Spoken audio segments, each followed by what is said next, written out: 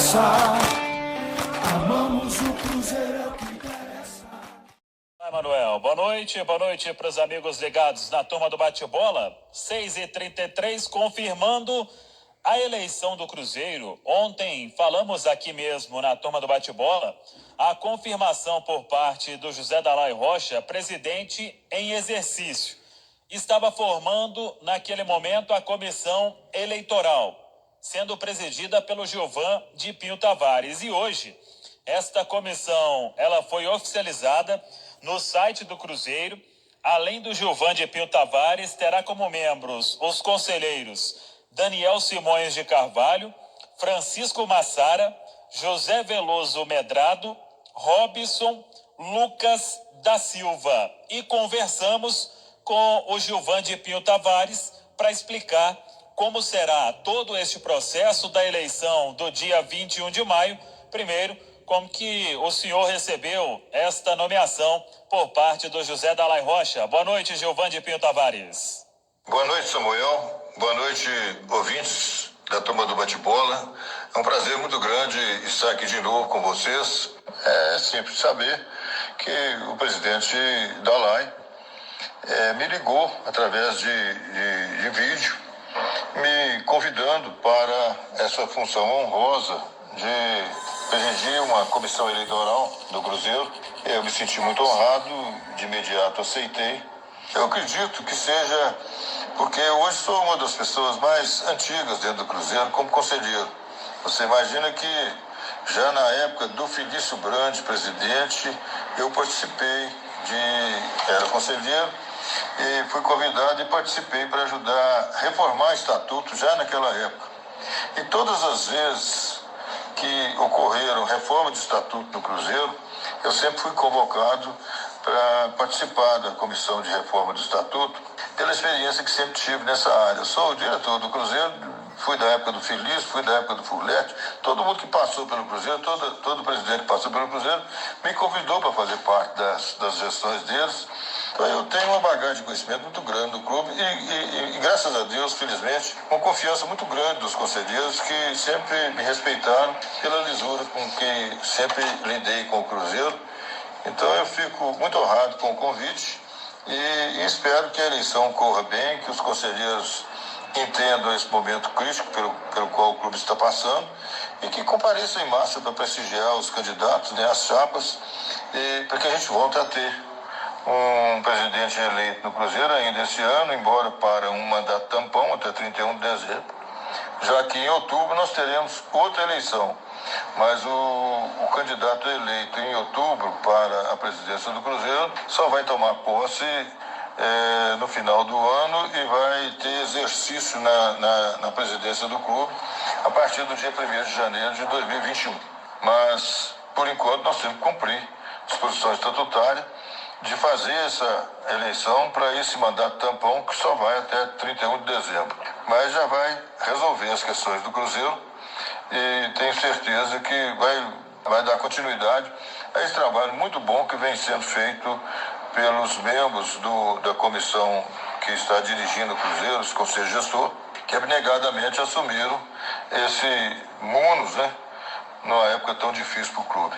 Tenho certeza que os conselheiros vão comparecer em massa, vão resolver essa questão da eleição e vão colaborar também para que o Cruzeiro volte a estar naquele lugar que ele nunca devia ter saído, que é a Série A do Campeonato Brasileiro, e volte a ser um clube de respeito e de destaque no cenário esportivo brasileiro. Doutor Gilvan, por causa da questão da pandemia, né? O que vocês já estão conversando sobre a melhor forma para se realizar essa eleição no dia 21? Idealizamos fazer essa eleição em local aberto, de maneira que o risco seja o mínimo possível. E nós temos esses locais lá dentro do Parque Esportivo do Barro Preto. Então vamos fazer de forma que o contato será o mínimo possível em 2 locais lá dentro do Parque Esportivo do Barro Preto, para que possa transcorrer de forma que o contato seja o menor possível. Nós vamos ainda tomar o cuidado de de ceder para cada conselheiro uma máscara, que comparecer sem a máscara, né? Uma máscara para que possa usar, e ainda nós vamos dispor de álcool gel para que ele possa passar nas mãos, etc., e ter o máximo cuidado para comparecer ao local de votação, assinar a presença e depois as cédulas. Nós não vamos fazer nenhuma votação de conselheiros dentro do carro. É preciso que ele esteja dentro do Parque Esportivo do Barro Preto. A votação, nós estamos tomando todo cuidado, a comissão eleitoral, nós estamos trocando ideia para fazer com que ela transcorra da maneira mais rápida possível, já que é uma eleição demorada. Você imagina que se comparecerem 400 conselheiros para votar e cada um deles demorar 3 minutos para votar, nós vamos demorar 5 horas realizando essa eleição, disponibilizando para eles pelo menos 2 urnas, uma distante da outra, para que eles não se encontrem ali. Nós teremos 4 urnas para coleta de votos, para abreviar o máximo possível a eleição e a gente ter o resultado mais cedo possível. Mas, de qualquer forma, estamos calculando que não deverá demorar menos do que umas 5 horas esse tipo de eleição. Uma questão importante também para te perguntar, Gilvan, sobre os 30 conselheiros que foram excluídos. Eles poderão votar normalmente? Eles já perdem o direito de voto? Como que vai ser conduzido este processo? Não sei se eles vão comparecer para votar.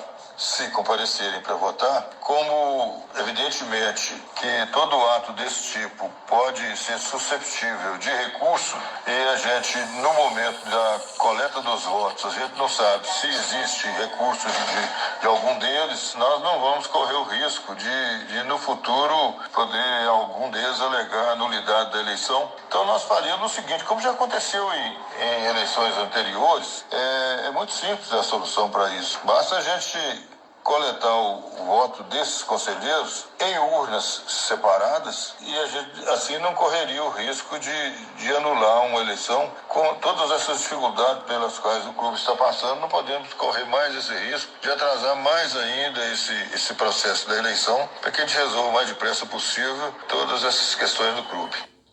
Muito bem. Muito obrigado ao Dr. Gilvan de Pinho Tavares. 6h41, agora é dar sequência em todo este processo.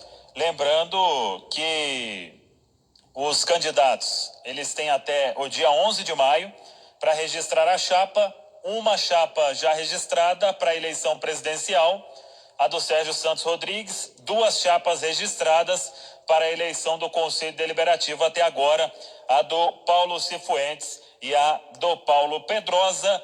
A eleição vai mesmo sair no dia 21 de maio, Léo. É uma ótima notícia, viu, Samuel, que o Cruzeiro consiga se estabelecer novamente, tendo um presidente, alguém que centralize as decisões, né, a fala do Cruzeiro, o contato com a imprensa, falar para a torcida, assumir compromissos, resolver muitas situações que precisam ser resolvidas. É uma ótima notícia, mas sem aqui, de alguma forma, diminuir o trabalho que foi feito por essas pessoas do Conselho Gestor, que pegaram o Cruzeiro no pior momento da sua história, uma verdadeira bucha de canhão, com muitas dívidas, com o clube caindo para a Série B, devendo Deus e o mundo, com muita coisa ainda para ser apurada, de uma gestão, no mínimo, temerária do Wagner Pires de Sá. Então, que o Cruzeiro tenha um pouco mais de paz, que seja atingida a meta, né, que é essa eleição de ter um presidente, que as coisas facilitem num trato com o banco para resolver um empréstimo, para acertar uma conta, para acertar com um credor, para negociar com o jogador, para planejar o que o Cruzeiro precisa fazer para a Série B, porque esse time ainda precisa se reforçar para ter uma Série B digna de Cruzeiro, do tamanho do Cruzeiro. Porque os grandes, quando caem para a Série B, eles precisam sim se impor na Série B. E mesmo com todas as dificuldades, o Enderson já disse isso aqui na turma do bate-bola, que o Cruzeiro vai ter de assumir esse papel, de ditar o ritmo na Série B, de mostrar o seu tamanho. E para isso, vai precisar de mais reforços. Então tomara que a eleição seja bem feita, seja feita com tranquilidade e com todos os cuidados, como informou agora há pouco o Gilvan. Pois é, 6h43, o Cruzeiro que espera aí o posicionamento, tem a reunião, né, que o Wellington Campos informou, da CBF para quando vai retomar os treinamentos. realmente tem uma possibilidade de que isso aconteça agora no início do mês de maio, né? Claro que seguindo todo o protocolo possível aí para se evitar a contaminação, testes rápidos, enfim, vai mudar muita coisa no dia a dia na Toca da Raposa 2 quando o futebol for retomado. Agora, Léo Figueiredo, você falou sobre a situação do trabalho do Conselho Gestor, que já fizeram muita coisa, os gestores do Cruzeiro já fizeram várias ações, várias medidas, redução de folha salarial, colocando o que deu para fazer em dia. Enfim, o maior problema que o próximo presidente ele vai pegar, além da questão da dívida em ações na FIFA, é a questão trabalhista, porque muitas ações, principalmente na gestão do Wagner Pires de Sá, o Cruzeiro aumentou de uma forma assustadora o número de ações na Justiça do Trabalho. E hoje teve mais uma. O Globo Esporte até divulgou há pouco, eu confirmei também a ação, é do Rafael Vieira, que era analista de desempenho no Cruzeiro, e ele cobra um valor do Cruzeiro na casa de R$275 mil. Ele saiu, né, juntamente com o Mano Menezes, quando o Mano Menezes deixou o Cruzeiro.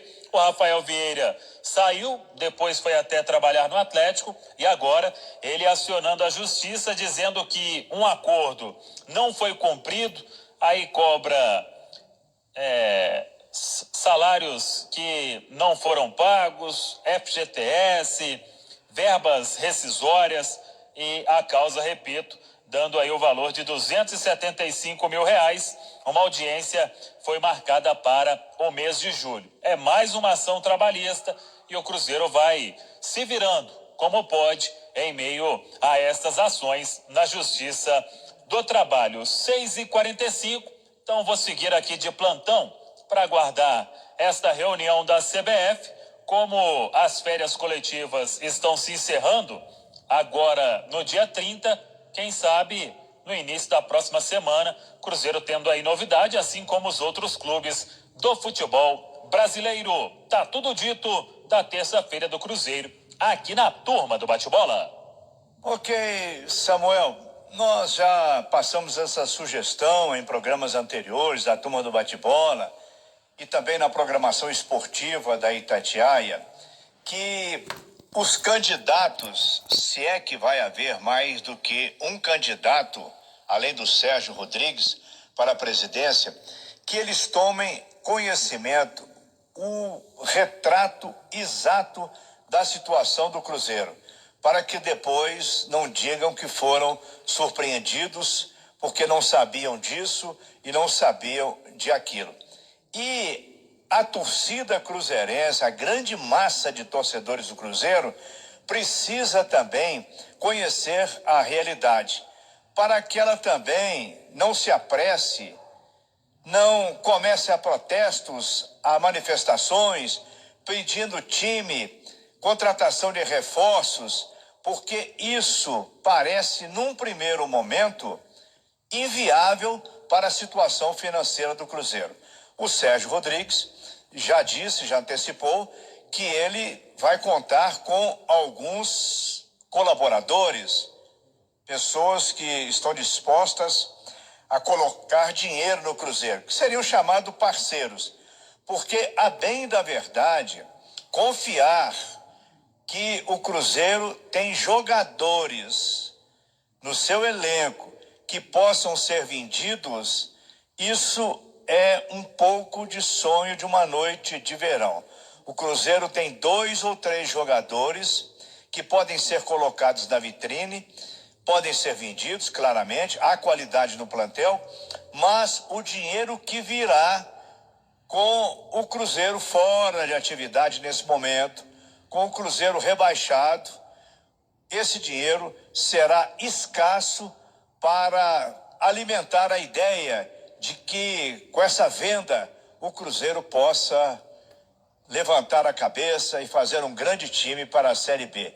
E outra coisa também, que num primeiro momento o Cruzeiro confiou na forma de chamar sócios torcedores e muitos se manifestaram num primeiro momento, mas isso também chegou no limite. Ajuda muito o Cruzeiro. E essa atitude desses torcedores do Cruzeiro só merece elogios. Mas também a receita é pequena para o tamanho da dívida e do rombo que o Cruzeiro tem nesse momento. Mas a eleição nas mãos do Gilvan Pinheiro Tavares é um fato seguro. Ele é uma pessoa muito respeitada no Cruzeiro, tem 2 campeonatos brasileiros no seu currículo, tem uma Copa do Brasil, ele fez bons times no Cruzeiro e ele com toda certeza vai conduzir com isenção e com muita competência essa eleição do dia 21 de maio.